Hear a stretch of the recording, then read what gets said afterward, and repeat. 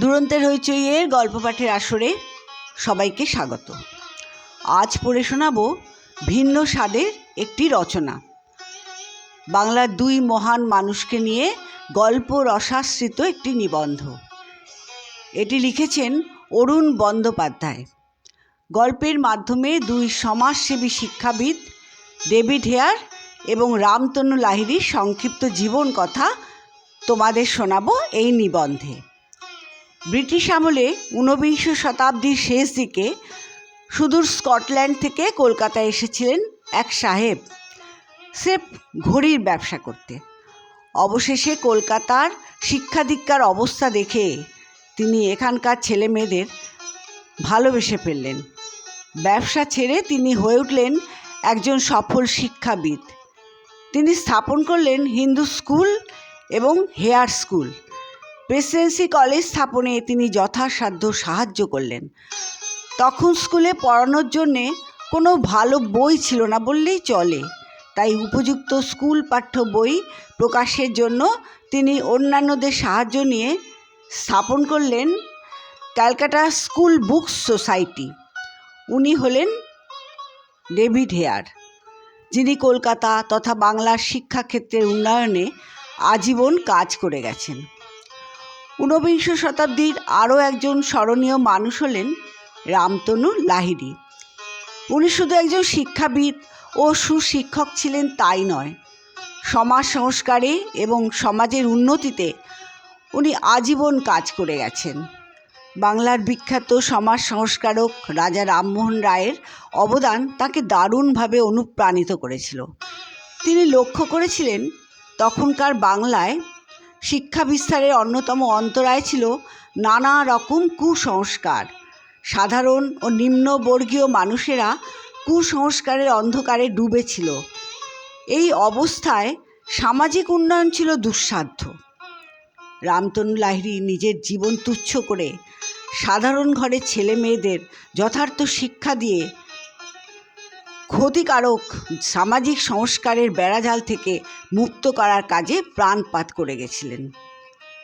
তাহলে এসো তাদের নিয়ে গল্প একটি পালকি ও দুটি মানুষ নিবন্ধটি শোনা যাক। গঙ্গার তীরে একটি পাকা দোতলা বাড়ি। সামনের সবুজ আঙিনায় রাখা আছে পালকি। পালকির চারপাশে দাঁড়িয়ে আছে 10-12টি বালক, কারো ছেঁড়া জামা, কেউ বা আদুল গায়ে। সকাল 8টা, ঝলমলে রোদ্দুর। বাড়ি থেকে বেরিয়ে এলেন এক সাহেব, গায়ে সবুজ কোট, সাদা প্যান্ট, মাথায় তার চকচকে টাক, চারপাশ থেকে কিছু বাদামি চুল কোটের কলার পর্যন্ত নেমে এসেছে। সাহেব পালকির কাছে এগিয়ে আসতেই ওই বালকের দল তাকে ঘিরে অনুরোধ জানায়, সাহেব, আমি বড় গরিব, তোমার স্কুলে ভর্তি করে নাও না সাহেব। সাহেব বাংলা জানেন না, তবে বুঝতে পারেন তাদের আবদার। হাসি মুখে হাত নেড়ে তাদের আশ্বস্ত করার চেষ্টা করেন কিছুক্ষণ, তারপর পালকিতে উঠে বসেন। বাহকেরা পালকি উঠিয়ে হাঁটতে থাকে, পিছনে পিছনে ছোটে সেই বালকের দল। এ প্রায় 200 বছর আগেকার কথা। সাহেব রোজই যান তার প্রতিষ্ঠিত গোটাচারেক বিদ্যালয়ে। সেখানে পড়াশুনোর কাজকর্ম প্রতিদিন নিজে গিয়ে দেখেন তিনি, প্রয়োজনে পড়ানো। পালকির পিছু ছোটা বালকেরা ঠায় দাঁড়িয়ে থাকে সেখানে। সাহেব স্কুল থেকে বেরিয়ে অন্য স্কুলে যাবার জন্য আবার পালকিতে উঠলে বালকেরা আবার ছোটে তার পিছু পিছু। বাড়ি ফিরতে ফিরতে বেলা 2টো। পাশেই একটি মিঠাইয়ের দোকান।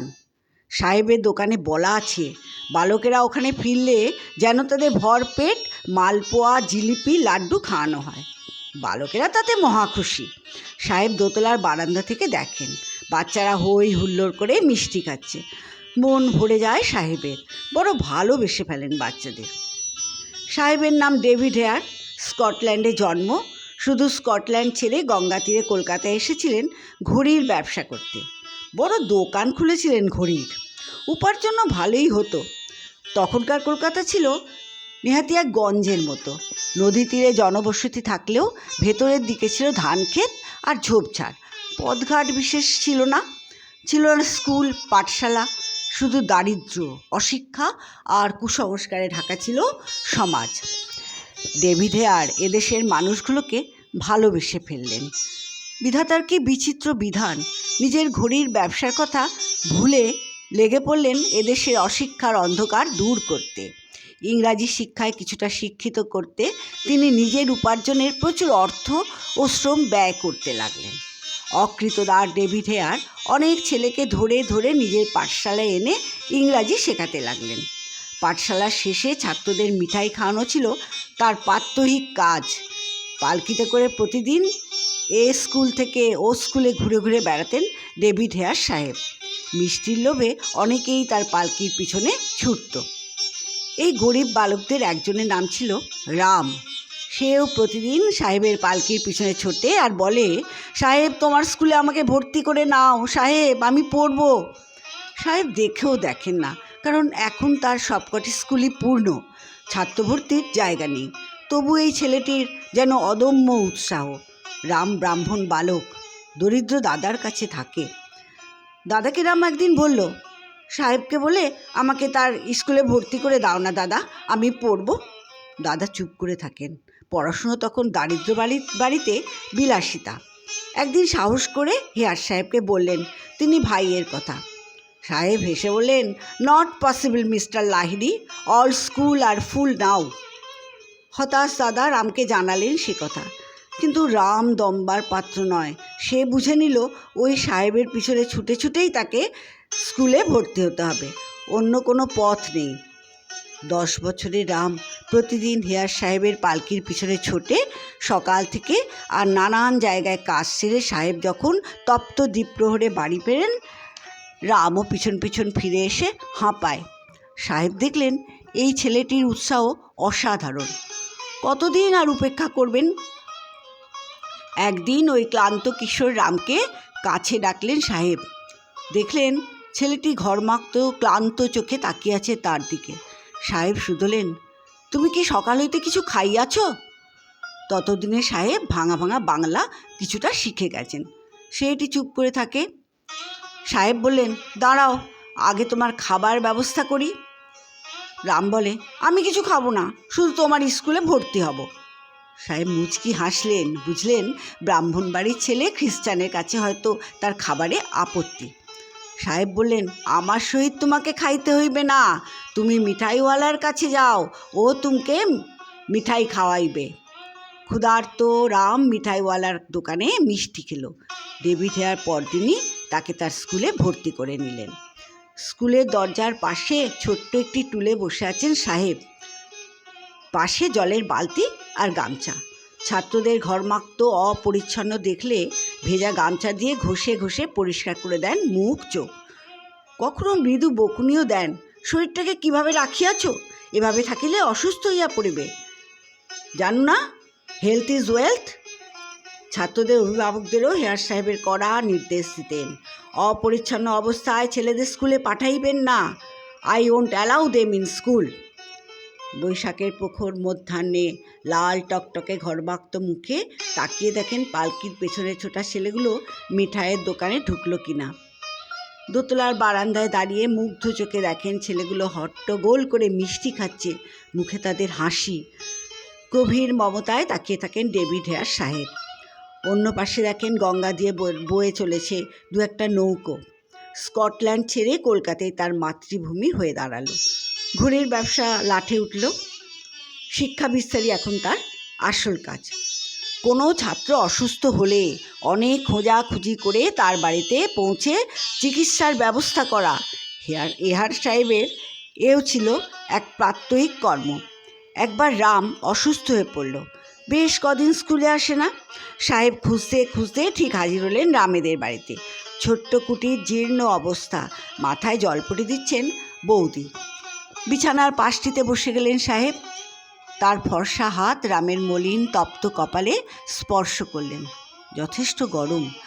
রাম চোখ বুজে আছে, প্রায় বেহুশ অবস্থা। ডেভিড হেয়ার বৌদিকে বললেন, আপনি মাথায় হাওয়া করুন, আমি ডাক্তার ডাকিয়ে আনিতেছি। ডাক্তার এলো, ওষুধপথ্য পড়ল।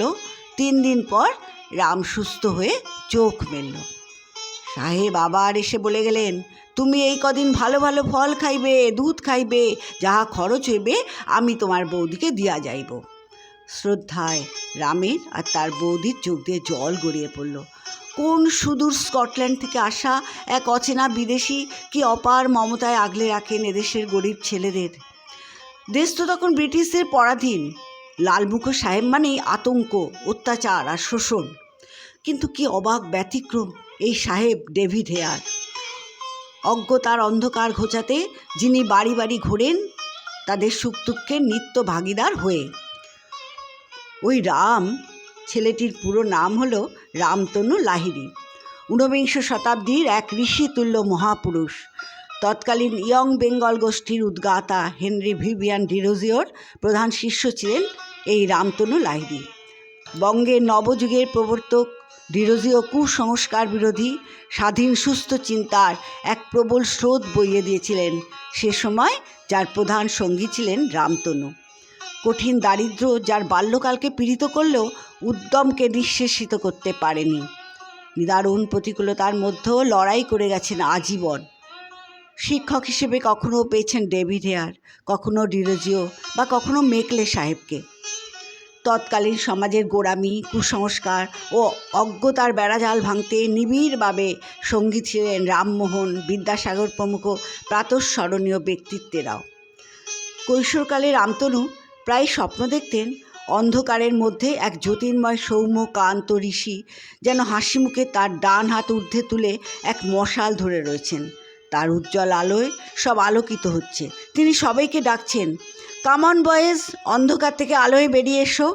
আমার হাত থেকে তোমরাই এই মশাল দিয়ে চারিদিকে আলো ছড়িয়ে দাও। শেষ হলো আজকের গল্প পাঠ। এমন সুন্দর সুন্দর গল্প শুনতে দুরন্তের হইচই চ্যানেলটিকে সাবস্ক্রাইব করে রেখো। তোমরা সবাই ভালো থেকো, আনন্দে থেকো।